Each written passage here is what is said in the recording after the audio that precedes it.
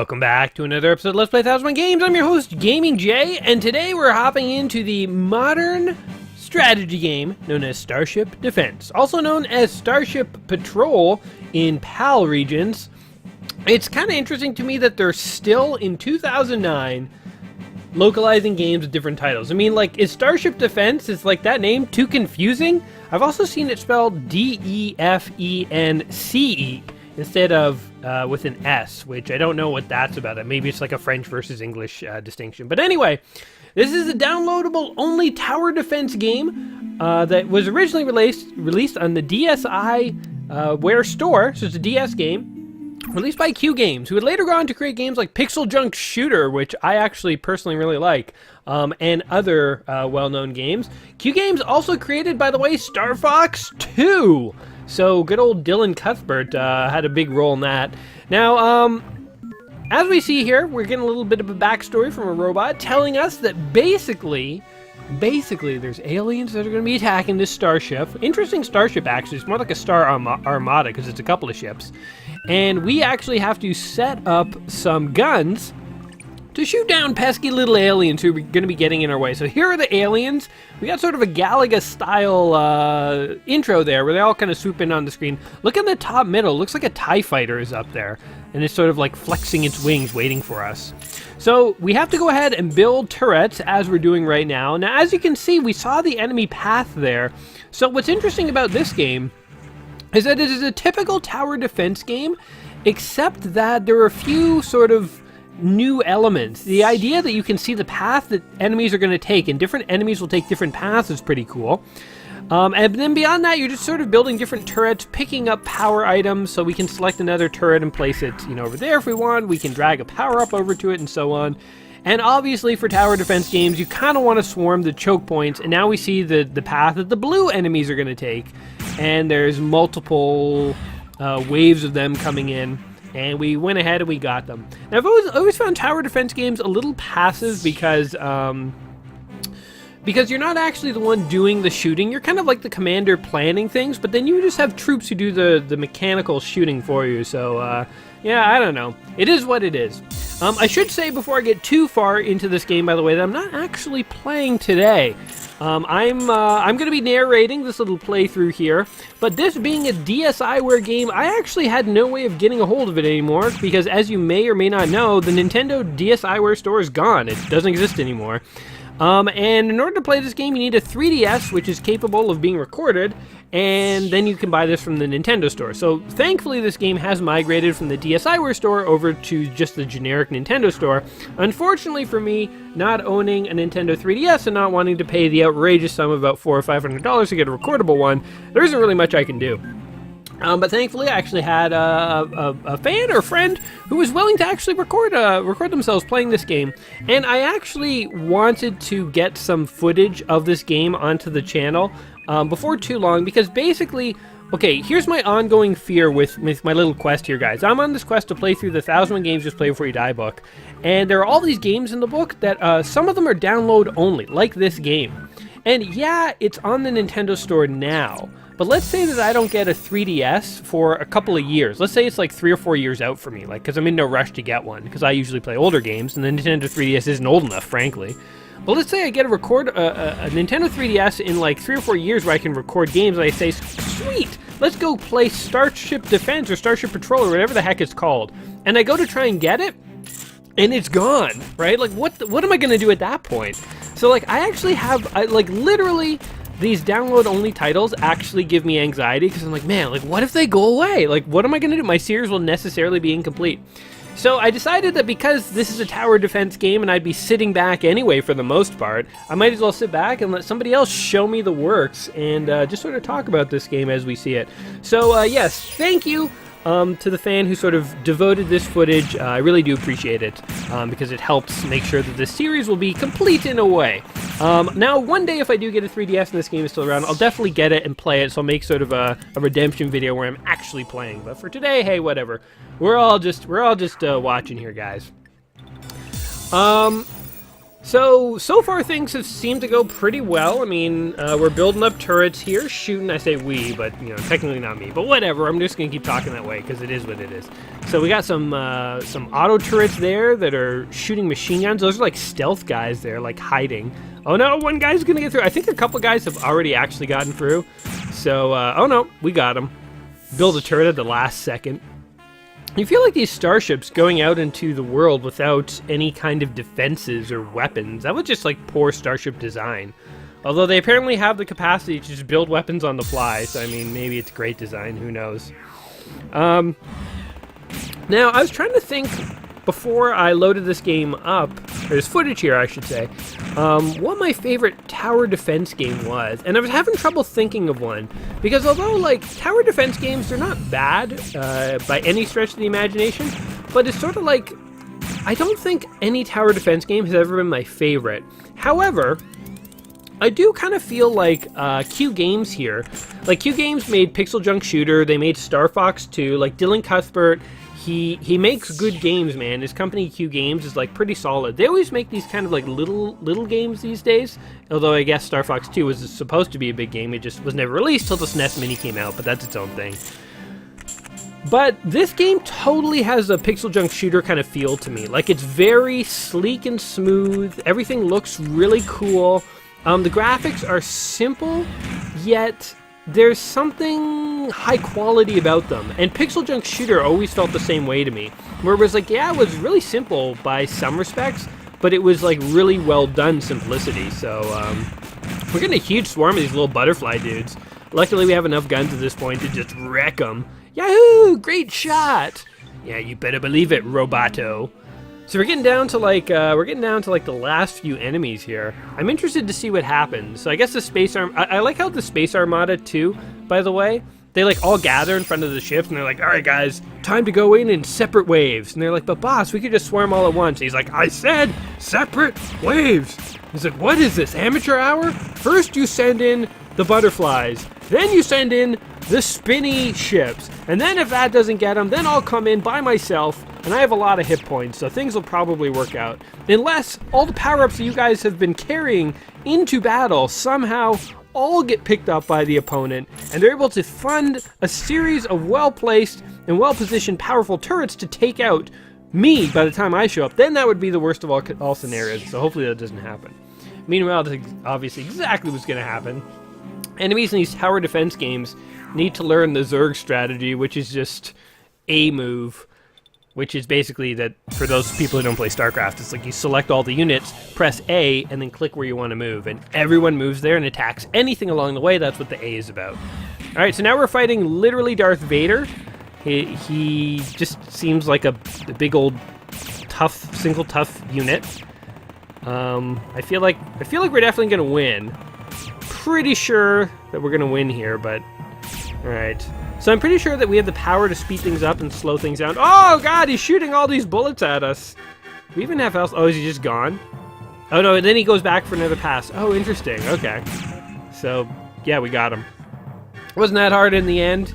He should, you know what, if he had come, well, at the very beginning, if he had actually made his move, but he's lazy. That's the problem, he was being too lazy. So we have passed the level. I think these are SOS cards. So those are like little bonuses, I believe, that you get between levels. Here's some sweet statistics. High score of 10,755. And now we go on to the next ship. It is pretty cool in this game how there are...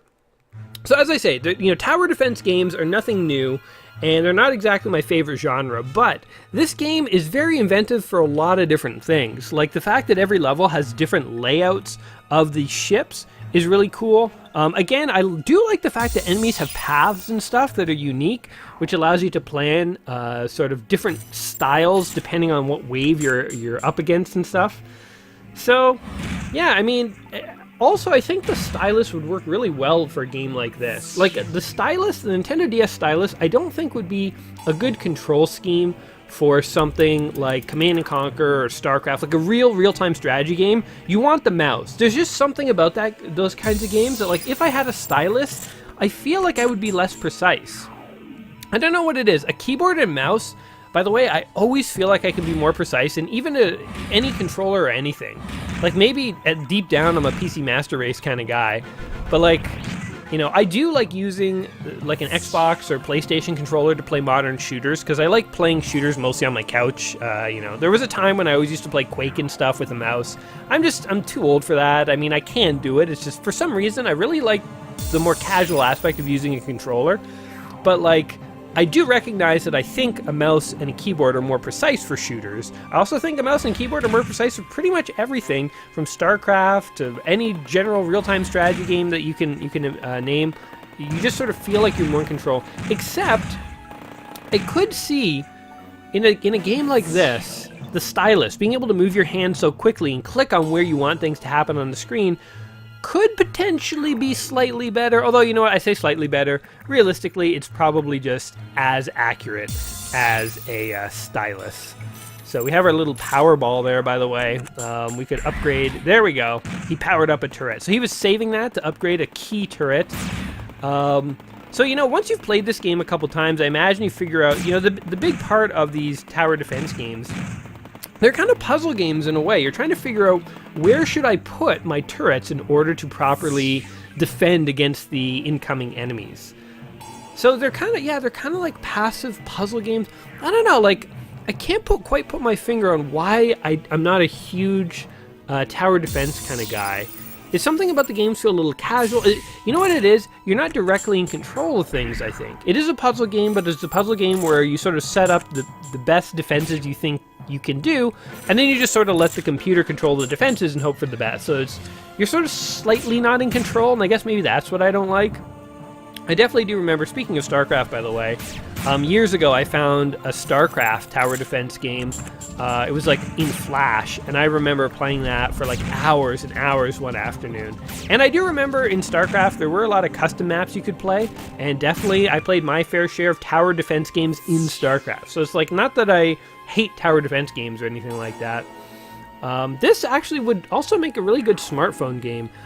So I'm shocked that this game hasn't been re-released. That's another thing about this game. It was released on the DSiWare store, now it's just generally on the Nintendo store. If you have a 3DS, you can go ahead and pick this up and check it out. It definitely looks like a really solid sort of casual game if you do have a 3DS.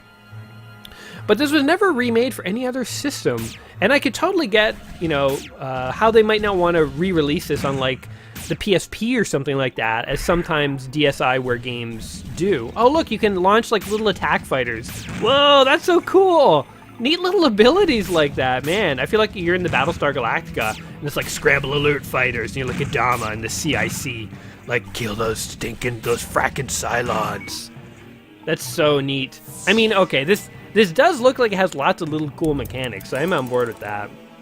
Man, I'm shocked that they would not re-release this as like a smartphone game or something. Or maybe that's coming. Hey, maybe even by the time this video's out, that will be a thing. I would love it if that were true, because it is, you know, as I say, you know, it's my fear with this series that some of these download-only games I'll never be able to get, and so I may not even be able to include them in my series. I'm going to work really hard to make sure that's not the case, but, you know, if ever there's a game that we have to skip, oh god, that would be a sad day. I don't even want to think about that, guys. I don't even want to think about it.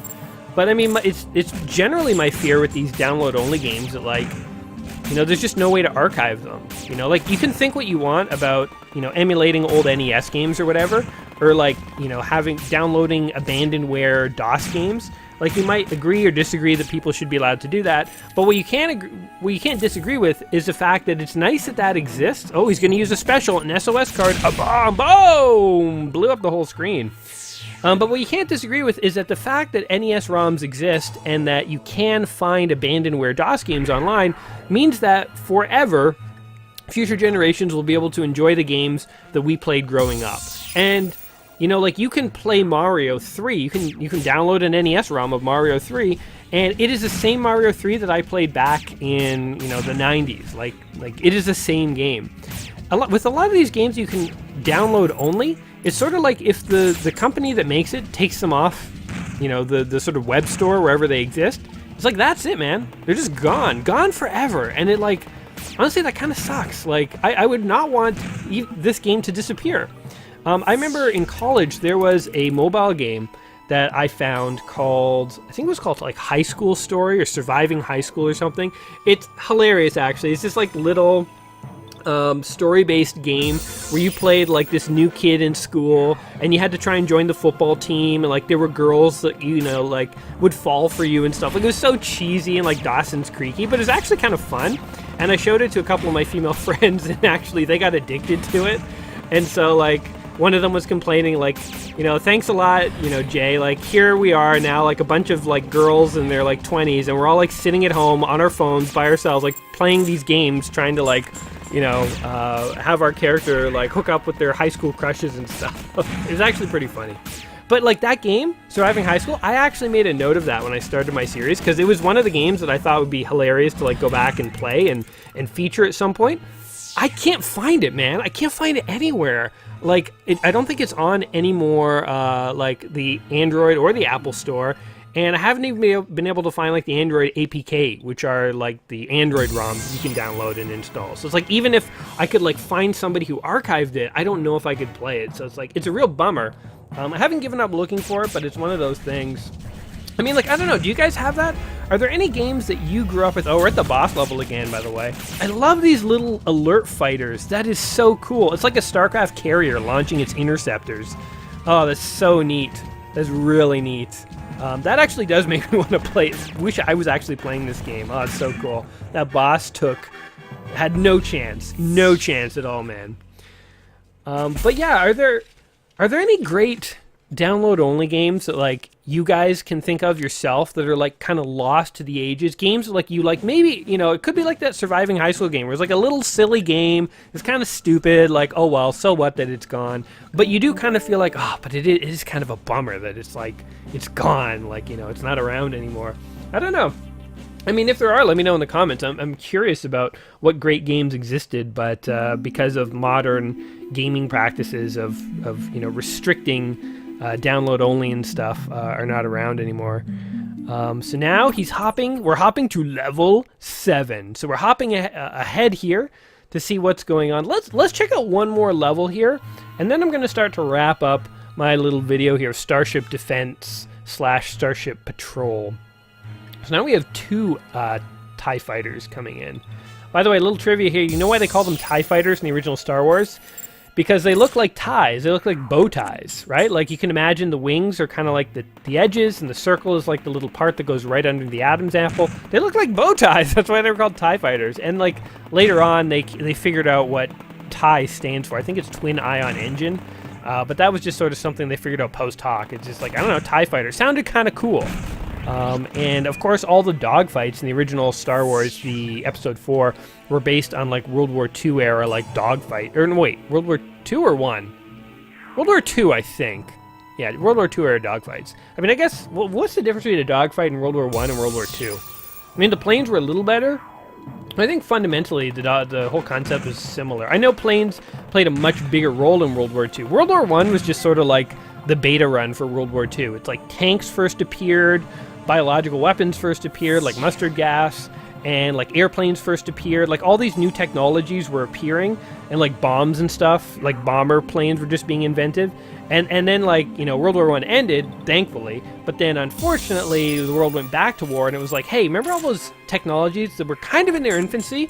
Well, now they're back, and World War II freaking sucked. I was actually rewatching Band of Brothers recently, because I think that is an amazing show. If you don't know what Band of Brothers is, it's basically one of the most realistic depictions of what it was like for soldiers who were actually there in World War II. And it's actually freaking terrifying. Like, it really makes you understand how lucky we are as a generation that we have not had something like World War II. So, like, you know, man, like, World War II is freaking scary. Anyway, we're getting too real here. We got to focus on the, like, mock battles that we're seeing here. Good old Starship Defense.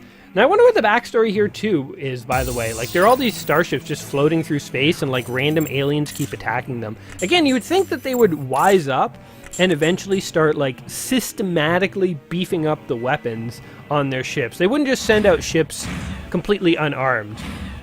But I like these missile bays, how the missiles sort of slowly eke their way out. I am curious what other kinds of upgrades these ships get. So we saw the like alert fighters, which was totally awesome. There's like laser beams and missile pods and stuff. I wonder, like, is there any, like, the alert fighters surprised me. I wonder, is there, like, any other kind of, like, really cool add-on? We saw him use the bomb. There were, like, repair SOS cards and other sort of cards you could use. But, like, I'm wondering, like, what else could there possibly be? Maybe, like, something to do with teleportation or warp drive, or, like, maybe, like, some kind of, maybe, like, a tractor beam. Some kind of, like, tractor beam that could, like, lock people in place or something. Or, like, a stealth, a cloak. Maybe that could be a thing. All sorts of stuff. Maybe like boarding parties would be cool. I mean, I guess we're starting to get into the realm of like FTL. Like that's actually a great game in its own right. I have that earmarked to play at some point too. So, oh, there's like a stealth ship. Oh god, the stealth ship just rammed us. It was like time for ramming speed. I guess Commander Worf was on that ship, and it was a good day to die. Eh? So we're fighting TIE fighters again. So I guess it's just gonna sort of go on and repeat, and so on and so forth. I don't think we're going to get to see any technologies that are super cool at the moment here, but I'm glad we saw those alert fighters. So Starship Defense here. This is one of the games in the book, 1001 Video Games You Must Play Before You Die.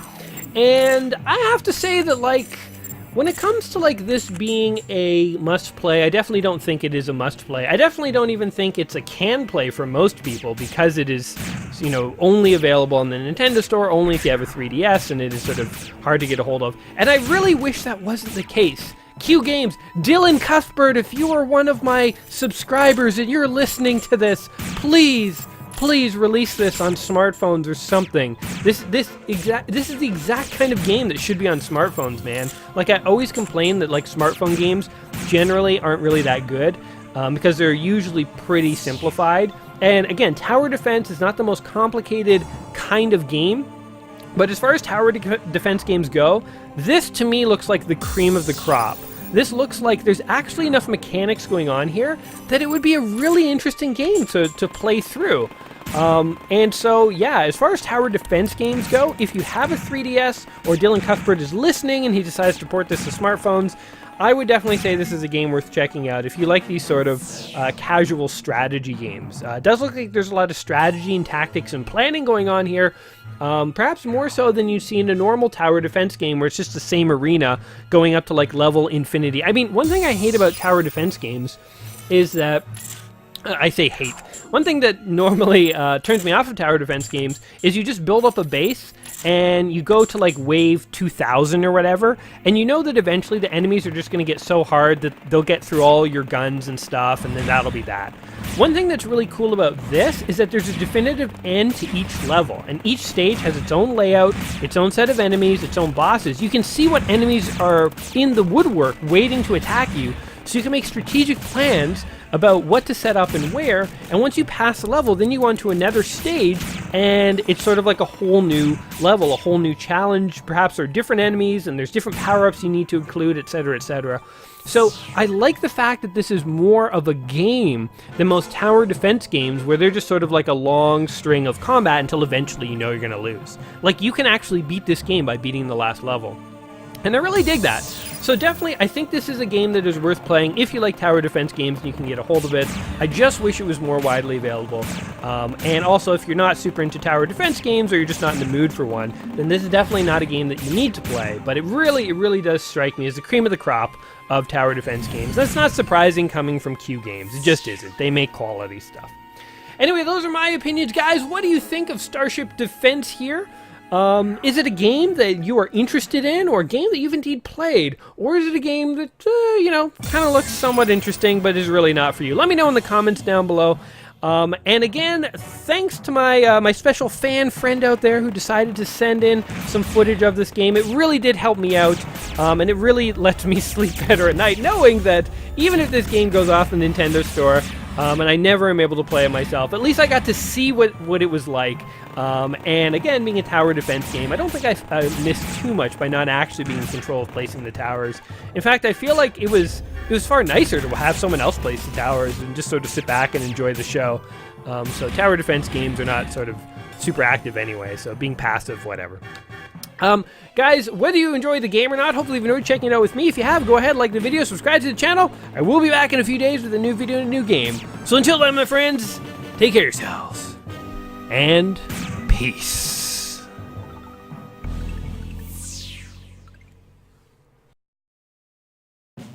Damn, I like how this guy's been getting 100% on every level. Guys, if this was me, I'd be hovering in the 0 to 20% range. Closer to the 0 than the 20.